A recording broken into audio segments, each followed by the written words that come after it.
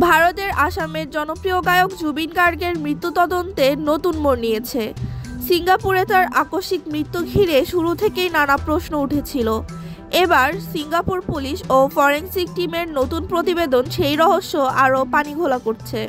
প্রাথমিকভাবে বলা হয়েছিল এটি প্রাকৃতিক মৃত্যু হতে পারে, তবে ময়নাতদন্তে কিছু অসঙ্গতি ও অজানা ওষুধের উপাদান শনাক্ত হওয়ায় তদন্তের পরিধি বাড়ানো হয়েছে।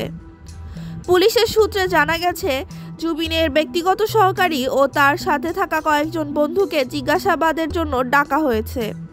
এদিকে জুবিনের পরিবার ভারতের পররাষ্ট্র মন্ত্রণালয়ের মাধ্যমে দ্বিতীয় ময়নাতদন্তের দাবি জানিয়েছে, যাতে মৃত্যুর প্রকৃত কারণ উদ্ঘাটন করা যায়। পরিবারটি মনে করছে এটি হয়তো দুর্ঘটনা নয়, বরং পরিকল্পিত কিছু হতে পারে। আসামের মুখ্যমন্ত্রী ইতিমধ্যে এই ঘটনায় ভারতের কেন্দ্রীয় গোয়েন্দা সংস্থার সহযোগিতা চেয়েছেন।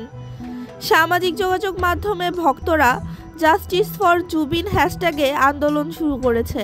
জুবিন গার্গের মৃত্যুর ঘটনায় আন্তর্জাতিক সহযোগিতায় পুনরায় তদন্ত শুরু ও নতুন সাক্ষী তলবের সম্ভাবনা।